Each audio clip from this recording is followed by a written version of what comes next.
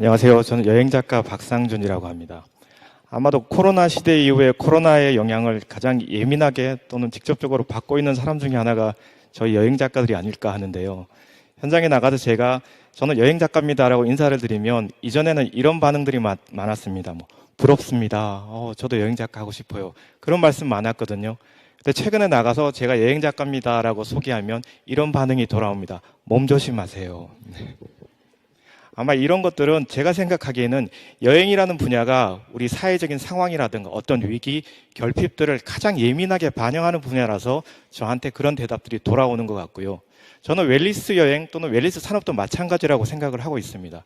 웰니스라는 거는 우리 몸의 건강 또는 신체적, 마음적 건강을 바탕으로 해서 사회적인 가치를 실현하고 사람들과 관계를 맺어나가고 최근에는 이런 문제들이 친환경이나 로컬까지 확장되고 있거든요. 그래서 웰니스 또한 이 코로나 시대에 가장 예민하게 반응하는 그런 산업 또는 여행 분야가 아닌가라는 생각을 하게 되고요. 그래서 제가 웰니스에 관한 여행 일을 좀 하다 보니까 또 밖에 나가면 많이 받게 되는 질문 중에 하나가 이런 게 있습니다.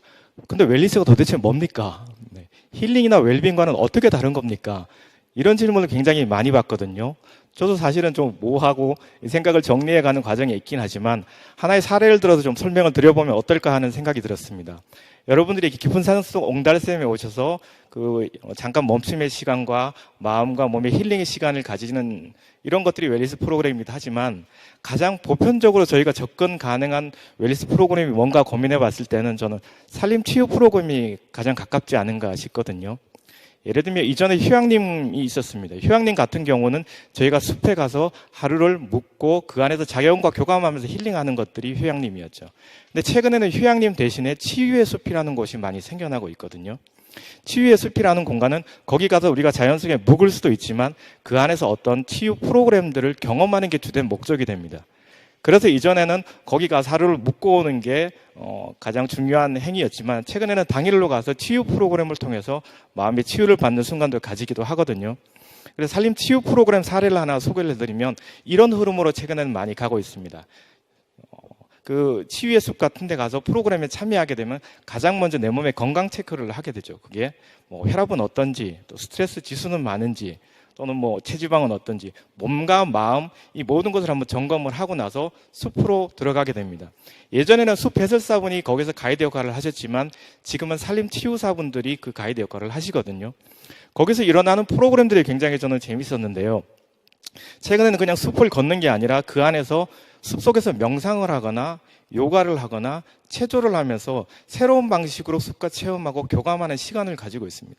프로그램이 끝날 때쯤이면 조격을 하거나 차 한 잔을 나누면서 피로 회복의 시간을 가지는데 이전 같으면 그거는 이제 피로를 푸는 시간이었는데 최근에는 그 안에서 짧은 시간이지만 참여자들하고 라이프 쉐어라고 그러죠. 서로의 삶에 대해서 나누는 기회를 가지는 걸로 발전을 하고 있거든요. 이처럼 웰니스 프로그램을 보면 그 안에는 웰빙, 우리가 이전에 웰빙이라고 생각했던 요소도 있고요. 힐링이라고 생각했던 요소들도 있고요.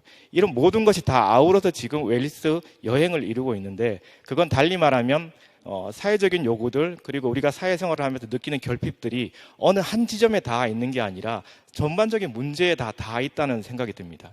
건강뿐만이 아니라 마음의 쉼, 사람과의 관계, 그리고 내 꿈이나 자아를 실현하는 것들, 이 모든 것들을 아우른 것이 웰니스 산업이 되고 여행이 되고 그런 것들이 지금 프로그램으로 이렇게 비춰지는 거라고 생각을 하고요.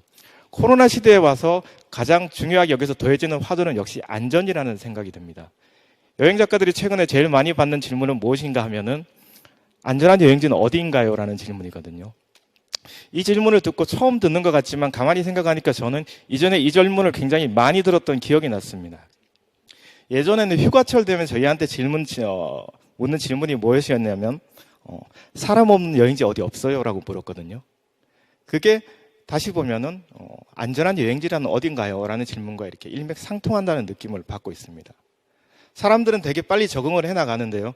코로나가 일어나고 한 10달이 지나니까 이제 안전한 여행을 어떻게 하는가에 대해서 조금씩 알아가고 있는 것 같습니다.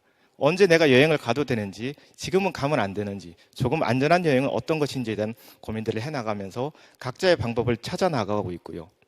그 다음에 여기서 하나 더해서 제시되는 화두가 있다고 생각하고요. 저는 그게 올해 또는 내년에 웰니스 여행에서도 되게 중요한 화두라고 생각하는 건 안정이라고 생각합니다. 위드 코로나라고 해서 우리가 코로나와 함께 살아갈 수 없다는 것들은 다 인식하고 있죠.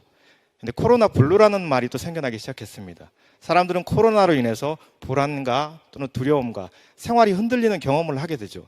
이분들의 저희가 제공할 수 있는 것은 무엇인가 하면 안전에 더해서 안정이라고 생각합니다. 그 안정이라는 것으로 봤을 때 사람들에게 심신의 안정을 줄 수 있는 여행 프로그램이 무엇인가 고민해 보면 가장 적절한 것이 저는 웰니스 여행이라는 생각이 듭니다. 이 웰니스 여행은 앞서 말씀드렸듯이 이런 사회적인 요구들 또는 사회 구성원들의 결핍이 반영돼서 하나의 단어로 정의되는 거거든요. 그 범위가 규정되는 거고. 저희는 웰빙이라는 얘기도 듣고 힐링이라는 얘기도 들었는데 웰빙이나 힐링이 미처 채워주지 못한 부분이 사회가 발전하면서 생겨났고 그것을 채워줄 수 있는 새로운 산업으로 웰니스가 탄생했다고 생각합니다. 코로나 시대를 맞이해서 웰니스가 그 부분들, 저는 좀 전에 안전한 여행과 거기에 대해서 사람들에게 안정을 주는 것이라고 말씀드렸잖아요. 이 부분이 채워지지 않는다면 그 다음 저희는 웰빙이나 힐링이 채워주지 못했던 것들을 웰니스라는 산업이 새롭게 태어나면서 채워줬듯이 또 웰니스를 대신하는 어떤 여행의 형태나 산업이 나올 수도 있다고 생각을 합니다. 하지만 무엇보다 중요한 것은 그 단어의 정의는 아니라고 생각하고요. 저희가 웰니스 여행을 하는 사람들 입장에서는 우리가 가진 웰니스 자산이 무엇이고 지금 이 시대를 살아가는 사람들이 어떤 요구와 결핍을 가지는지 그 접점을 찾아서 사람들이 필요로 하는 것들을 이렇게 나눠주고 공유하고 이런 것들이 웰니스 산업이 아닐까라는 생각을 해봤습니다. 그리고 웰니스 산업 쪽으로 보면 최근에 또 주목받고 있는 거는 충북 지역도 충주나 제천이 웰니스 클러스터라는 말로 웰니스 산업이 어떻게 발전해 나가고 있는지를 보여주고 있는데요. 이 웰니스 클러스터라는 말은 다른 말로 풀었으면 저는 로컬 웰니스라는 말로 좀 풀어서 쓰고 있거든요. 지역에 계신 여러분이 가진 자산들이 있을 겁니다. 그 독특한 자산들, 다른 곳에는 없는 그 자산들이 사람들에게 웰니스적으로 어떻게 행복감을 주고 심신의 안정을 주느냐 이런 것들을 같이 고민하고 또 지역에서 이 웰니스적인 삶, 라이프 스타일이 정착이 되면은 그것이 바로 로컬 웰니스로 발전하는 길이 아닌가라는 생각이 들고요. 이런 이유들 때문에 웰니스 여행이라는 게 지금 굉장히 각광받고 있다고 생각이 듭니다. 제 웰니스 여행에 대한 의견은 이것으로 좀 마치도록 하겠습니다.